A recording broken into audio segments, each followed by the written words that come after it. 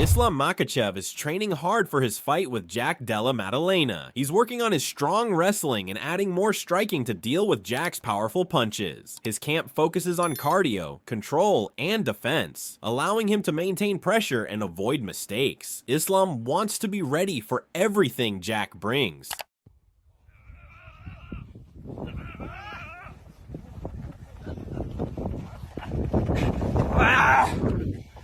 Islam may be grinding away in the gym, but on the other side, Jack Della Maddalena is talking like a man ready to spoil it all. When asked about facing Islam, he didn't sound nervous or even cautious. Instead, he framed it like just another big test, calm but confident, with his eyes already set on putting it together when the cage door shuts. Is obviously a very good fighter, big challenge, one of the best in the world, so honestly preparation is much the same.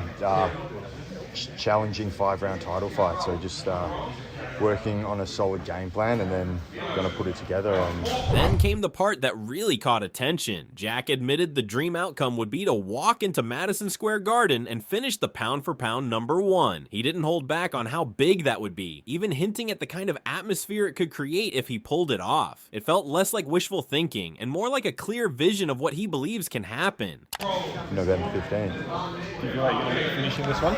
I'm going to go for it, I would love, obviously that'd be the best case scenario, get the finish. I can see it happening, I can see it blowing the roof off, MSG, taking out pound for pound #1 with no doubts, finish would be. What makes it more interesting is how he broke down Islam compared to past opponents. He acknowledged the grappling, sure, but what stood out was the way he pointed to openings. According to Jack, Islam might be more dangerous in certain areas, but he also gets clipped more often than others. That little detail showed where Jack's confidence is really coming from. His grappling's a bit better than Bilal's, but he gets hit a lot more than Bilal does. Does that give you confidence that you're going to be able to tag him a few times? I mean, definitely, they're different fighters, different challenges.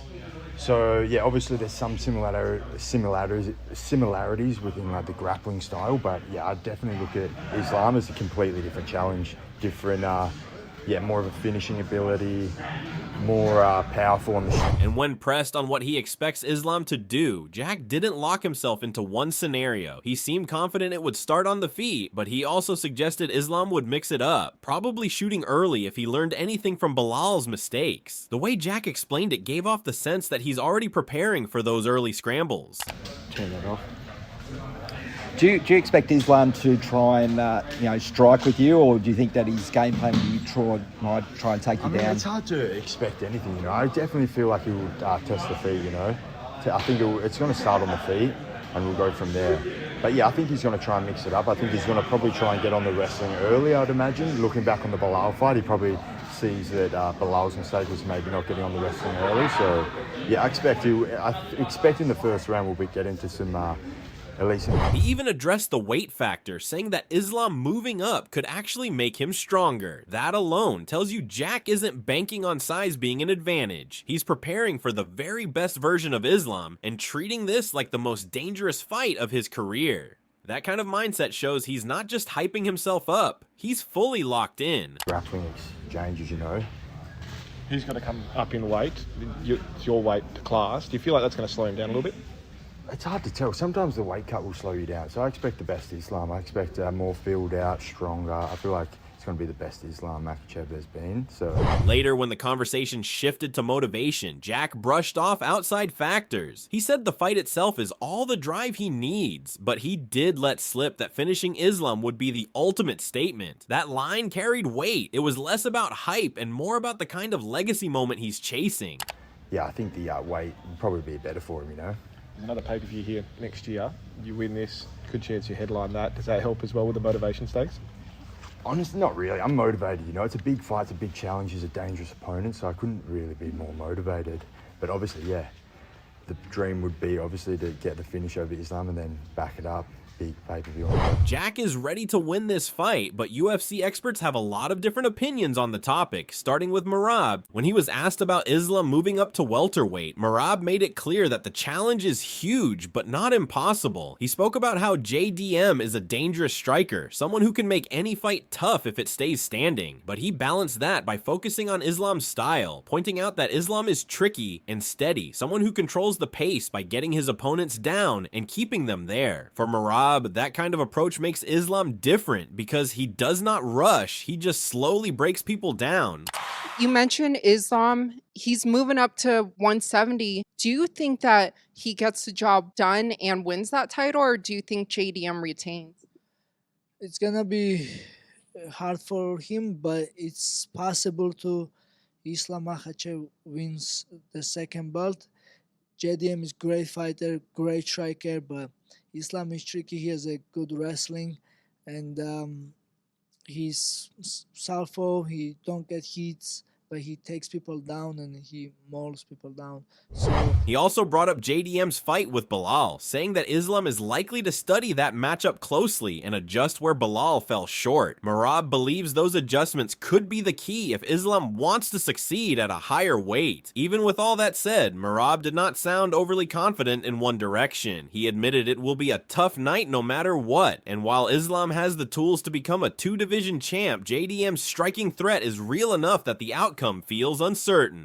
And also, we all see the JDM Belal Muhammad's fight, and then I'm sure Islam will take lots of lessons from this fight, and maybe Islam will make some adjustment. It's possible. It's gonna be hard, but Islam can win the second belt.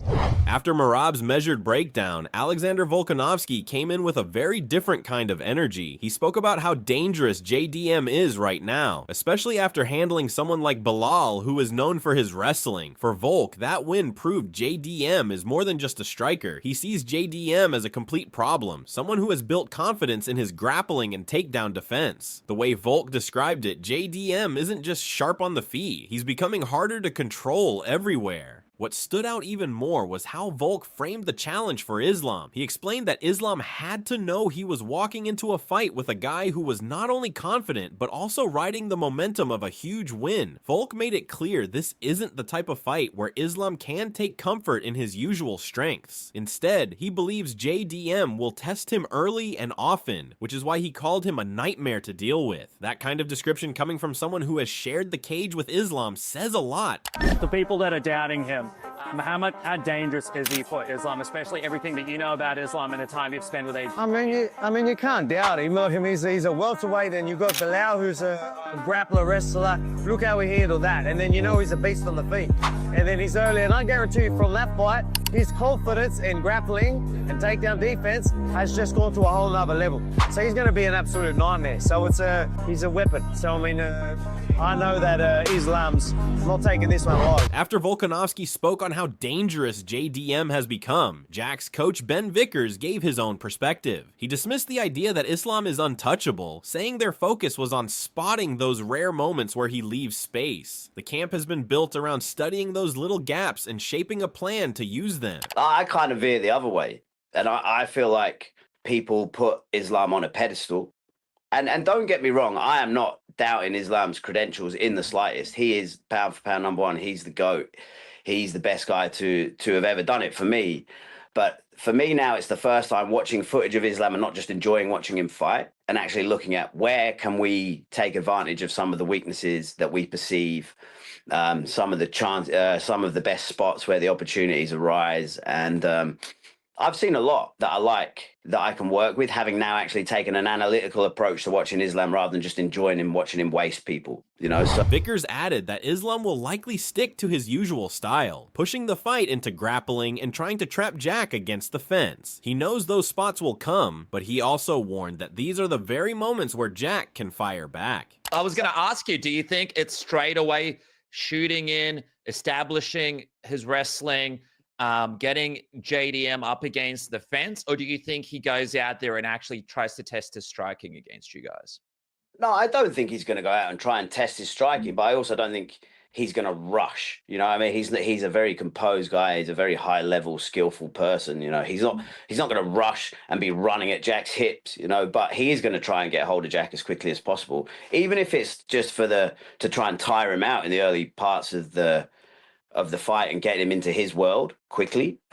He will take damage from Jack as Bilal did if he's on the feet. So I'm sure. When the talk shifted to welterweight, Vickers pointed out the difference between the two.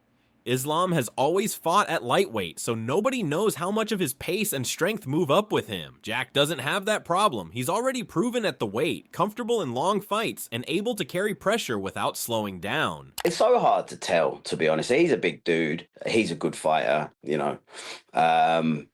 Jack's bigger. Jack's probably stronger. He's got more power on the feet.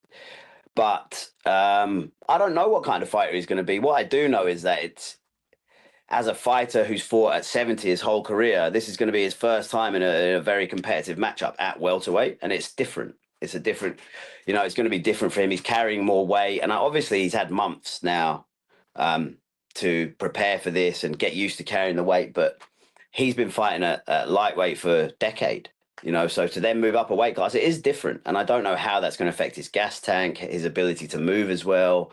You know, people say that he's not going to have to cut as much weight, so he'll be better. But then sometimes carrying extra weight can be hard. You know, you always want to try and have the fight, or we always try and have the fight at the weight we train at. So Jack will rehydrate to the weight he's been in the room training at. On the question of a finish, Vickers didn't hesitate. He backed Jack's ability to find that one shot, no matter if it's early or late. He highlighted how Jack maintained a steady pace against Bilal, showcasing his power and timing throughout the rounds. For Vickers, that belief in a single clean strike is what makes Jack so dangerous.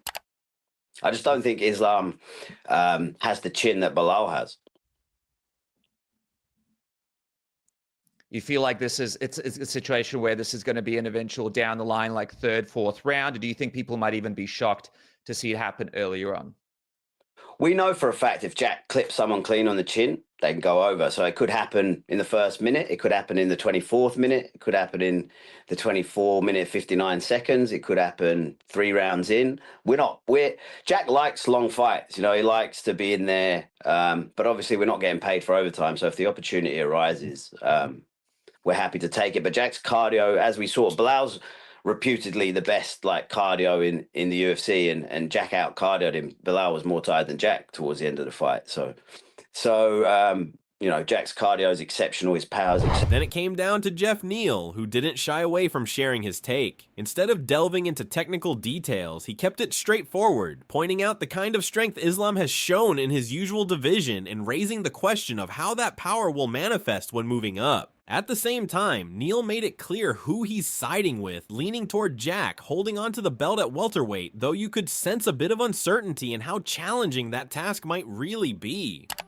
I don't know. We will see, because I've heard Islam's strong, the strongest shit. Like, especially like when he's fighting 155, people like always talk about how strong he is for the weight class. So we'll see how that translates to 170. Yeah. You know, I hope Jack's been working his takedown defense and in the weight room. You know what I mean? Don't embarrass us, dog. Don't let this 155er come up and take the belt, bro. Who do you give the edge to in that fight? Man, that's so hard. But I'm gonna give the edge to Jack, man. He needs to keep the belt at 170. I'm gonna go with him. Honestly, I really like JDM's counter grappling against Bilal. I'm going to take him with the size advantage. Right after Neal gave his thoughts, it was Gage Young's turn to weigh in. He didn't make it sound easy at all, calling the matchup more of a toss-up than anything. What stood out was how he leaned toward Jack, yet still left the door open for Islam, given the differences in their styles. The way he talked about the size jump and how tricky Jack's scrambling ability can be gave the whole breakdown a feeling of unpredictability, almost like he wasn't ready to fully lock in on one side. That's tough, man. Madalena's real good, and I feel like the jump from 55 to 70 is a big jump, just with the weight discrepancy. I don't know. That's a tough one. That's a coin flip. I lean towards Maddalena on that one, but I could see Islam getting it done. But Maddalena's just got an ability to create weird scrambles, and Islam's got a real traditional wrestling style. And I think with Maddalena's grappling style, it's hard to prepare for. I think Maddalena's will get that one done. Yeah. Let's go Islam. I think Islam he's hungry. Especially everything he did in the light way, and I think he's much better boxer too. And he's wrestling. Cannot lie. Have so many things he can do in this fight, and And while Islam is deep in training, sharpening every part of his game, these are the kinds of predictions UFC experts are making. Some see Jack's boxing as the difference. Others believe Islam's wrestling will dominate. Islam is expected to stick to his bread and butter, grappling early, pushing against the fence, and looking to control. But Jack has lived at welterweight, carries power deep into fights, and knows how to make those in-between spaces dangerous. One clean shot could flip it all. But the real question is, who do you think takes this fight? Drop your pick in the comments below.